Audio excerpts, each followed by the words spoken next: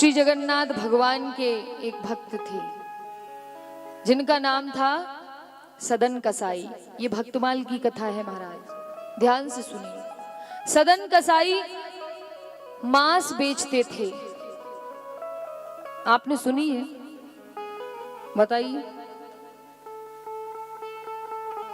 मांस बेचा करते थे सदन कसाई, लेकिन मांस बेचते बेचते भगवान का भजन करते थे, कीर्तन करते थे। अपने तराजू पर बांट के रूप में वो शालिग्राम जी को रखते थे और बड़े भक्त थे जगन्नाथ जी के, बड़े भक्त। जब मांस तोलते, अगर 1 किलो तोले तो वो जो बांट है वो 1 किलो का हो जाता था। शालिग्राम जी 1 किलो के हो जाते थे। 500 ग्राम तोले तो शालिग्राम जी 500 ग्राम के हो जाते थे। आधा किलो तोले तो शालिग्राम जी आधा किलो के हो जाते थे। और जब वो तौलता था तो शालिग्राम जी उसके तराजू में इधर उधर लुढ़कते थे। उनको बड़ा मजा आता था। देखिए महाराज, भगवान तो भक्त का भाव देखते हैं, भाव की प्रधानता है। तो शालिग्राम जी को सदन कसाई के पास खूब आनंद आता था, खूब रहता था उनके साथ में। एक दिन क्या हुआ, वहीं से एक साधु जी निकल के जा रहे थे। उन्होंने देखा दूर से कि ये तो शालिग्राम जी हैं। राम राम, ये शालिग्राम जी को रख के मांस बेचता है। बताओ भगवान को ये कौन से स्थान पर रखे हैं।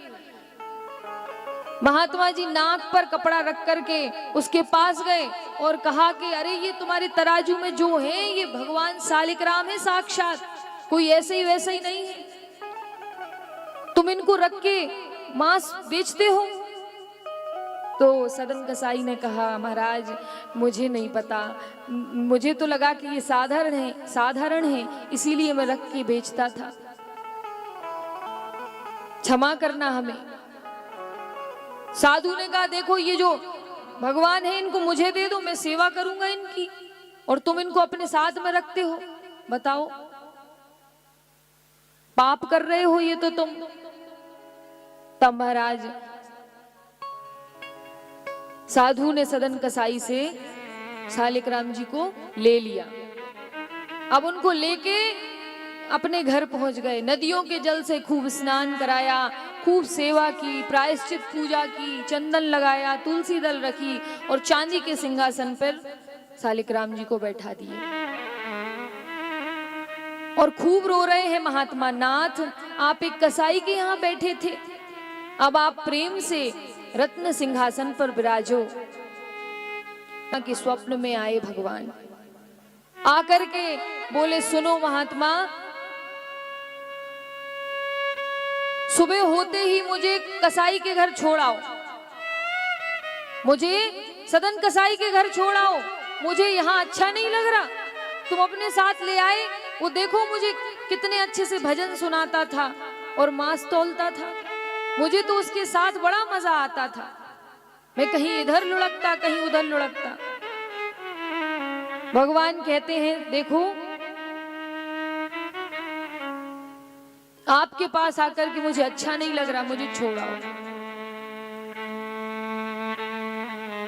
भगवान कहते हैं कहीं हमको भक्त स्नान कराते हैं, कहीं भोग लगाते हैं, कहीं मंदिरों में अगरबत्ती लगा के बिठा देते हैं, लेकिन हमें तो सदन के पास लुढ़कने में आनंद आता है, छोड़ाओ। तब महाराज महात्मा उठे, सुबह हुई और सुबह होते ही शालिग्राम जी को लिया और सदन कसाई के पास पहुंच गए। जैसे ही पहुंचे कहा लो ये तुम्हारे शालिग्राम जी, इनको रखो, इनने हमें परेशान कर दिया। सदन कसाई हाथ जोड़ करके बोला महाराज क्या हो गया, मुझसे कोई गलती हो गई? अरे तुमसे कोई गलती नहीं हुई, गलती मुझसे हो गई, मैंने तुमको इनसे दूर कर दिया। इन्होंने स्वप्न में मुझसे आकर के कहा कि मुझे उसी के पास रहना है, मुझे उसी के पास अच्छा लगता है, ले चलो मुझे वापस। इसीलिए मैं ले आया। सदन कसाई की आंखों में आंसू आ गए, रोने लगा और कहने लगा, वाह प्रभु, मैं कितना बड़ा पापी हूँ। जीवन पर्यंत पूरा जीवन निकल गया मांस बेचते बेचते, मात्र 2 पैसों के लिए, पेट पालने के लिए, और आप मुझसे इतना स्नेह करते हैं, इतना प्रेम करते हैं कि आप मेरे पास वापस आ गए। इससे बड़ी चीज मुझे क्या हो सकती है। इसीलिए आज से मैं ये काम बंद कर दूंगा, मैं इस काम को नहीं करूंगा।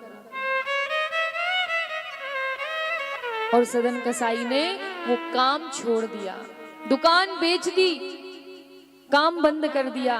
भले मुझे 2 रोटी ना मिले, लेकिन मैं भगवान का भजन करूंगा, ये काम तो अब नहीं कर सकता। सालिक राम जी को लेकर के जगन्नाथपुरी की ओर चला गया। रास्ते में जा रहा था, एक तो महाराज जो सदन कसाई थे वो बहुत सुंदर दिखते थे, हष्ट पुष्ट एकदम बहुत सुंदर, गठीला शरीर, गोरी गोरी चेहरा, लंबी लंबी भुजाएं, सुंदर से बाल, लगते नहीं थे कि वो कसाई हैं, इतने सुंदर दिखते थे। अब गए, मार्ग में कोई गांव पड़ा होगा, वहां पर जाकर के किसी का घर था, उधर थोड़े दूर जाकर के रुक गए, बैठ गए, थक गए। अब जैसे ही थक गए तो वहां बैठ गए पेड़ के नीचे, रात्रि का समय था।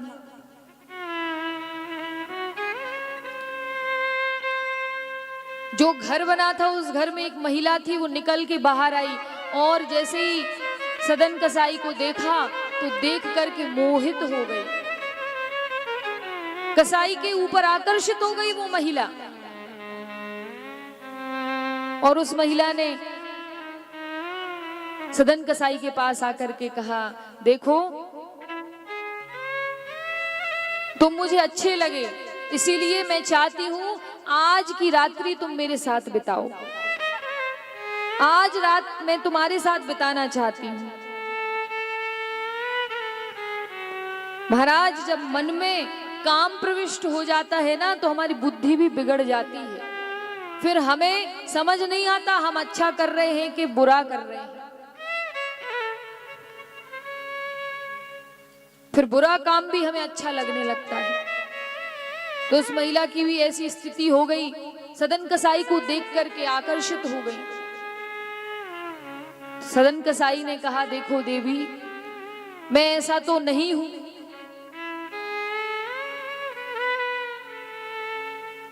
और उन्होंने पहले देवी कहा, देवी मैं ऐसा नहीं हूं, आप जो मेरे बारे में सोच रही हैं ये गलत सोच रही हैं, मेरे साथ भगवान है।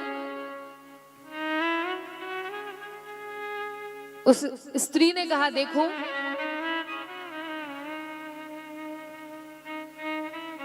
तुम्हें मेरी बात माननी पड़ेगी। सदन कसाई ने कहा, नहीं, मैं नहीं मान सकता आपकी बात।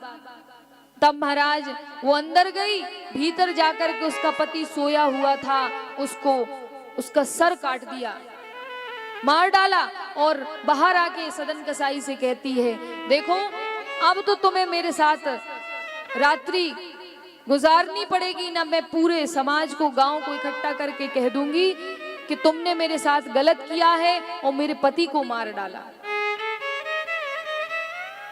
तब सदन कसाई ने कहा, देवी आप गांव वालों को भी इकट्ठा कर लीजिए, मुझे कोई परेशानी नहीं है, लेकिन मैं ये कुत्सित कार्य कभी नहीं कर सकता। गांव वालों को चिल्ला चिल्ला करके उस स्त्री ने बुला लिया, गांव वाले इकट्ठे हो गए और सदन कसाई को बंदी बना करके राजा के दरबार में ले गए। स्त्रियों की तो सब सुनते हैं महाराज,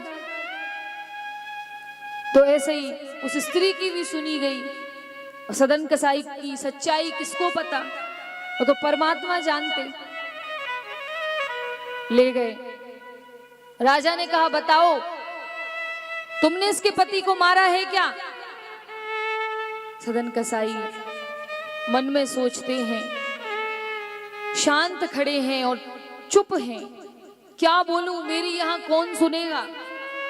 अगर मैं सच भी बोलूंगा तब भी मेरी बात पर कोई विश्वास नहीं करेगा, और अगर विश्वास कर भी लिया तो इस स्त्री का जीवन बर्बाद हो जाएगा। संसार फिर करेगा किसने थोड़े से सुख के चक्कर में अपने पति को मार डाला। राजा ने पूछा, बताओ कि तुमने ही इसके पति को मारा है। लेकिन सदन कसाई ने कुछ नहीं कहा। तब राजा ने कहा, मुझे लगता है तुमने ही इसके पति को मारा है, इसीलिए तुम्हारे दोनों हाथ काट दिए जाएंगे। अब सदन कसाई ने मन में सोचा, जा रहा था जगन्नाथ जी के दर्शन करने, लेकिन ये कौन सी विपदा आ गई, कहां फंसा दिया प्रभु। फिर महाराज कहा, कोई बात नहीं, हमने सुना है हमारे जगन्नाथ जी के भी हाथ नहीं है। अपने दोनों हाथ को बढ़ा दिया, कहा जैसे भगवान वैसा उनका भक्त, दोनों हाथ बढ़ा दिए। उस राजा ने सदन कसाई के दोनों हाथ कटवा दिए। महाराज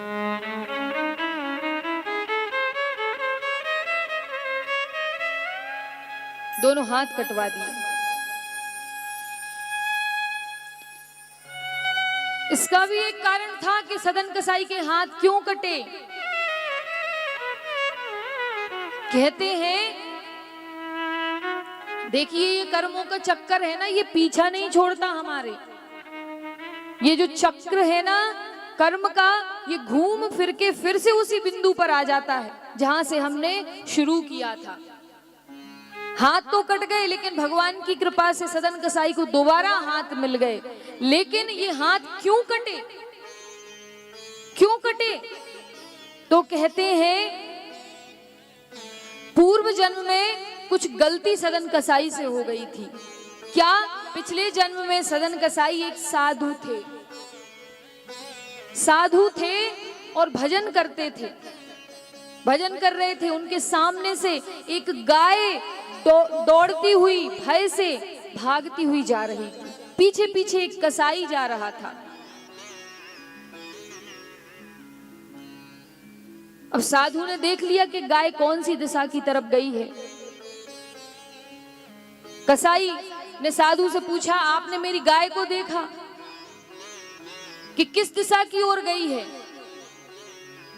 तो जो वो साधु थे वो सत्यभाषी थे, झूठ नहीं बोलते थे। सत्य जो भी है सत्य, क्योंकि साधुओं को लक्षण है।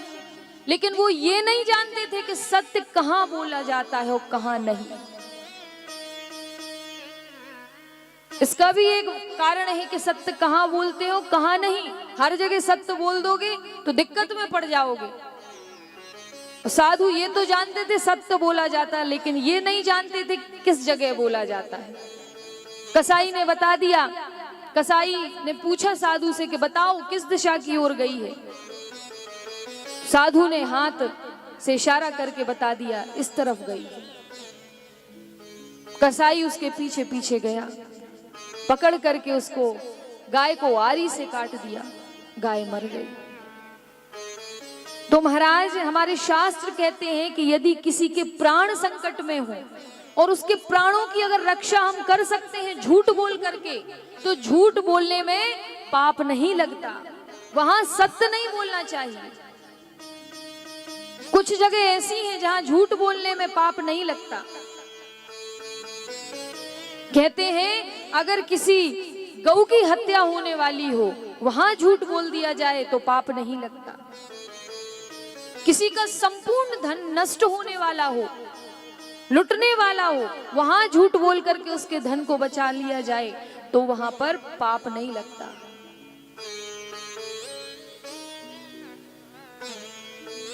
तो कुछ जगहें ऐसी है महाराज,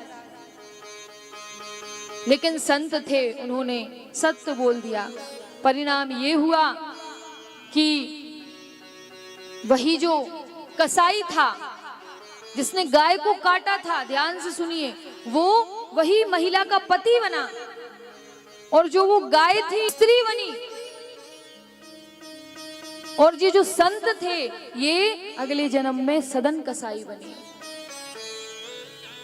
अगले जन्म में ये सदन कसाई बने था, तो उस महिला ने अपने पति को काटा स्त्री बन के, ऐसे हाथ दिखा करके बताया था कि गाय वहां जा रही है, तो इधर पर उनके दोनों हाथों को काट दिया गया। तो महाराज, जैसा हम कर्म करते हैं वैसा हमें फल मिलता है। बोलिए भक्त वत्सल भगवान की जय।